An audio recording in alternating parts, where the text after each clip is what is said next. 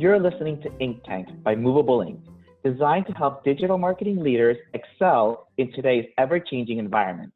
I'm Julio Lopez, Director of Client Strategy for Retail at Movable Ink. And I'm Rachel Cowlishaw, Associate Director of Client Strategy for Retail.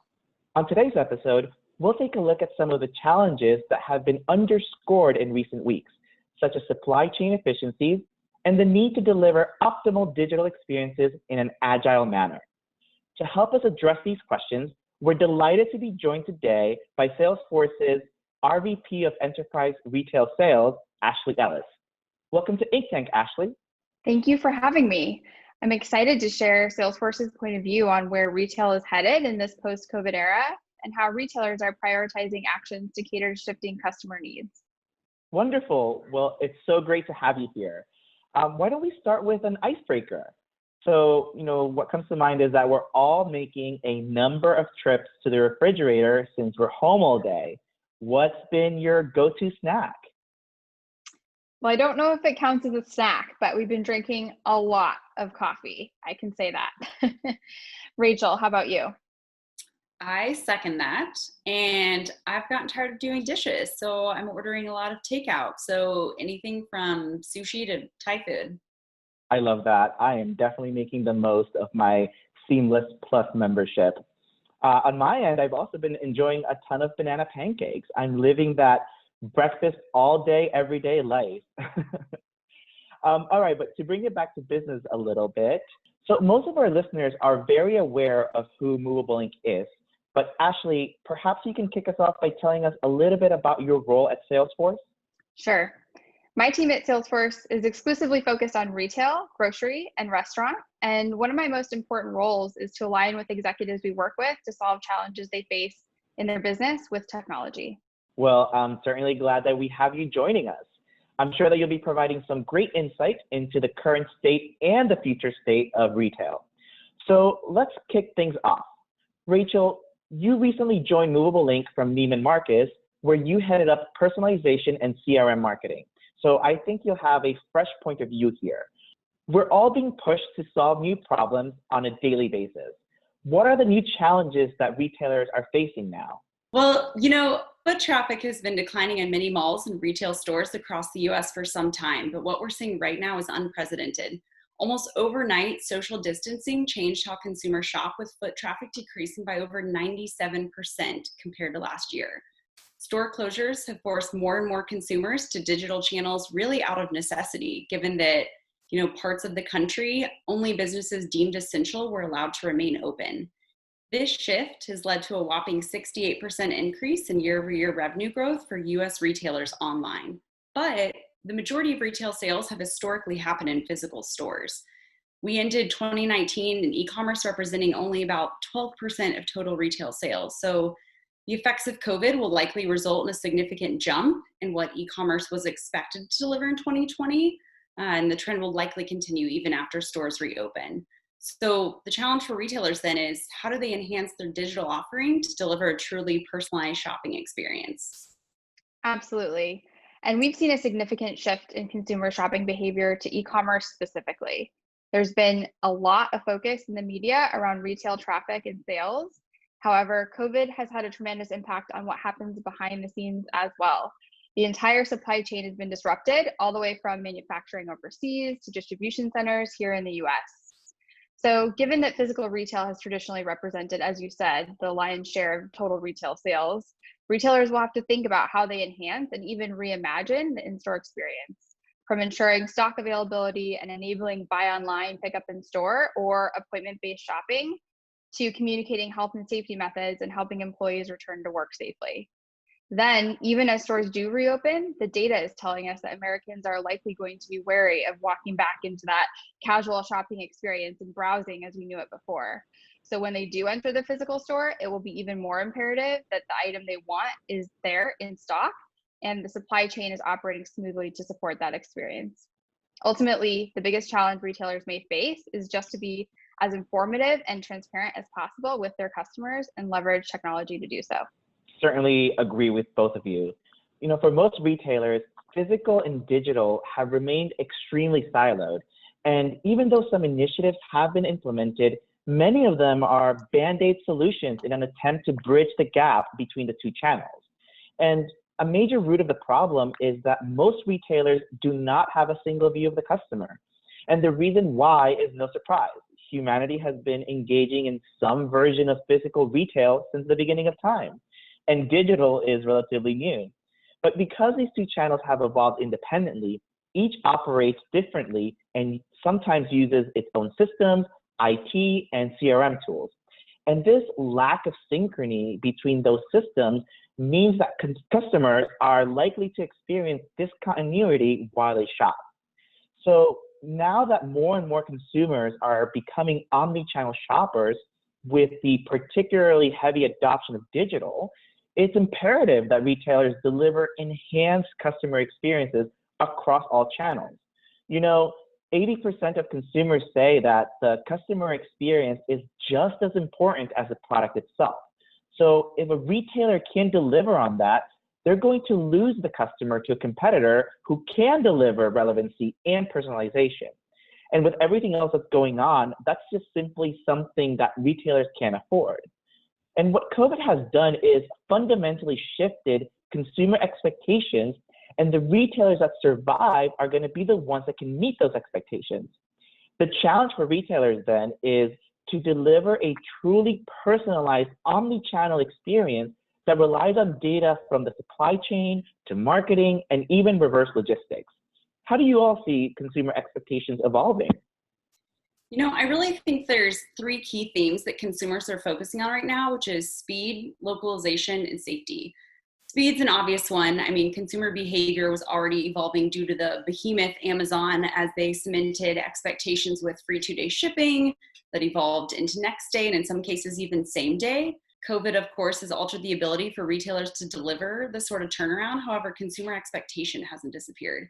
This is one of the many reasons, besides safety and store closures, that retailers have begun heavily leaning into alternative shopping models, such as buy online, pick up in store, and curbside. Second, there's been an increase in locally sourced, locally grown trend that you see in everything from food to apparel. And we should expect to see consumers gravitate towards these products even more to theoretically minimize possible exposure to COVID. And lastly, while the economy is suffering and we're experiencing record-breaking number of unemployment cases, there's still a high percentage of consumers that are willing to pay a premium for quality and safety assurance. 49% actually, according to a recent study done by Nielsen.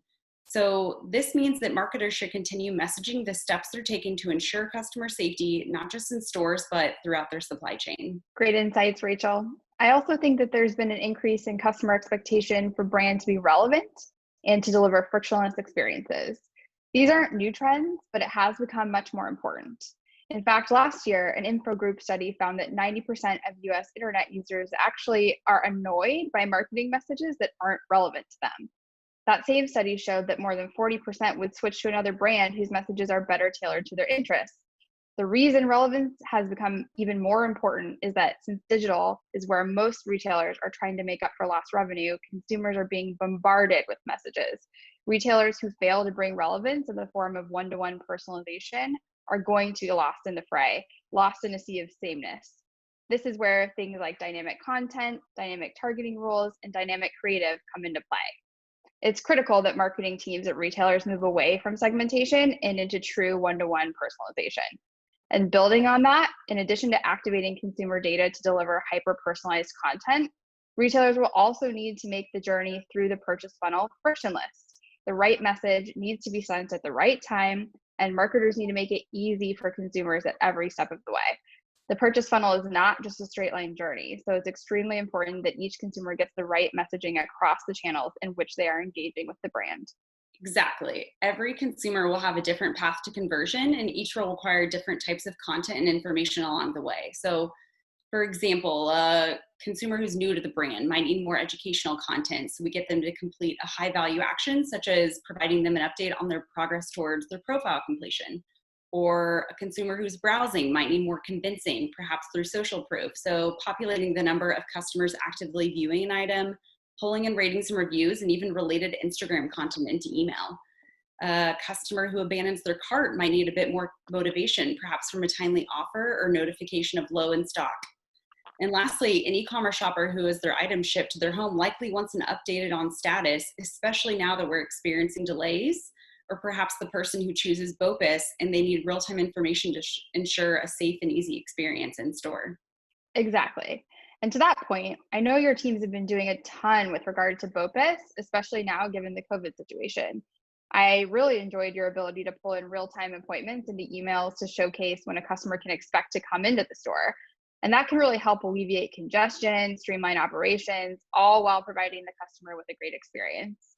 Now at Salesforce, we're even seeing innovation take it a step further with the idea of a virtual personal shopper assistant delivered by your favorite retailers on your mobile device. So soon, we may not even feel the need to travel to the store for pickup if that store can deliver the personalized experience we're looking for in a virtual way.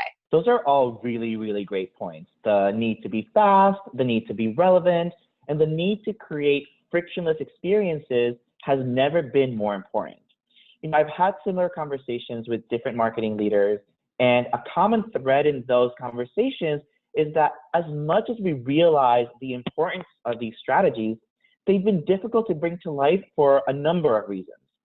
But now we really have no choice. So we are seeing COVID really accelerate the digital transformation journeys of many retailers. So marketing leaders realize that the right technology can solve for many issues in the customer journey.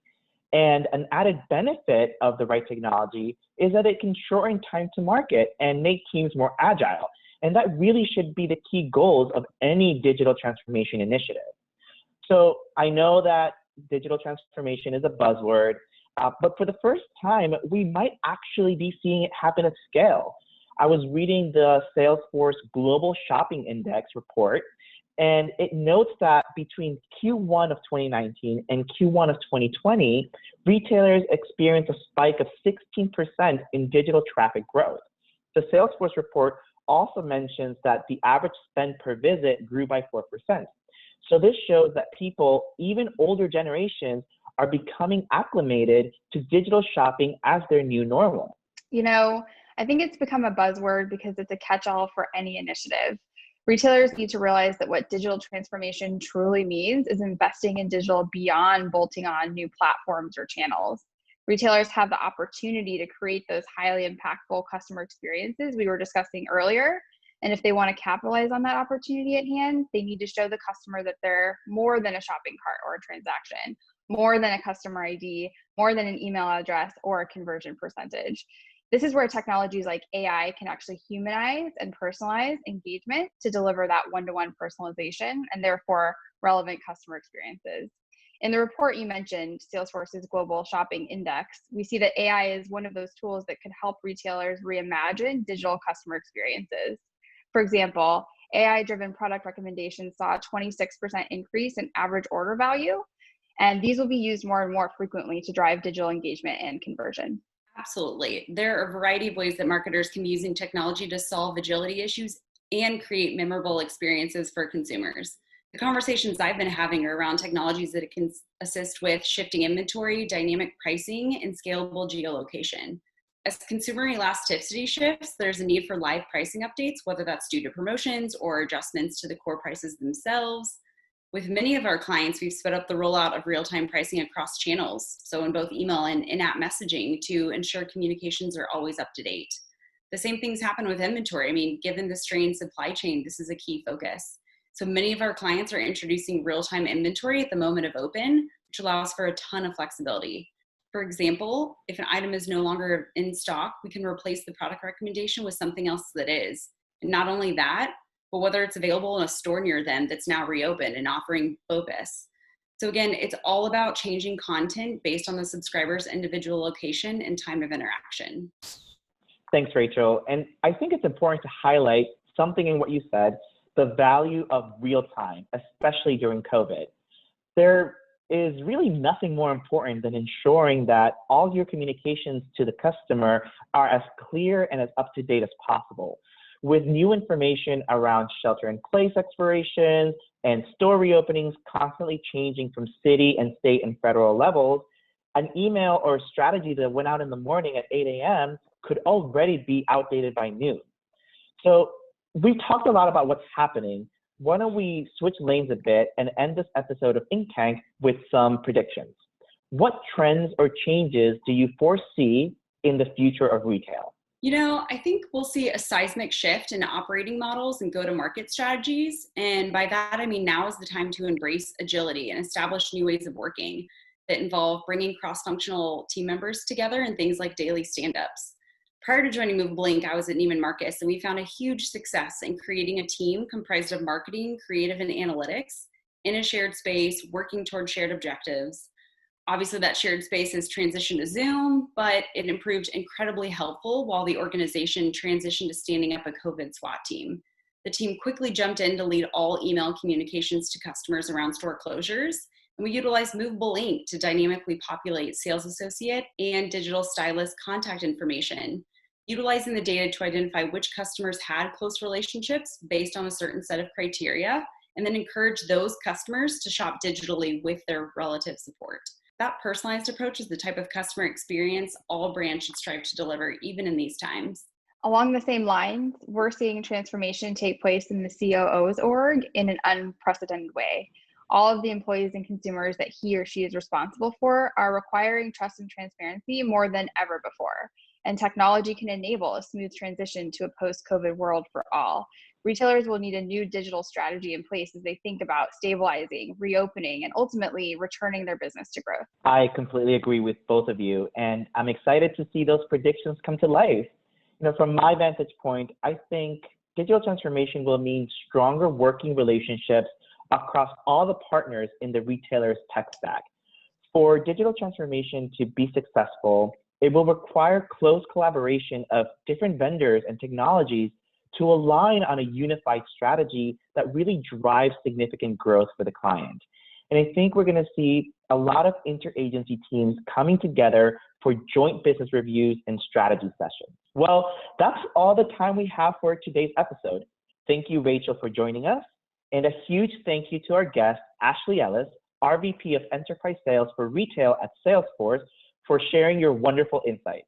I'm Julio Lopez, and I want to thank you for joining us. Be sure to subscribe to Ink Tank so you don't miss any upcoming episodes.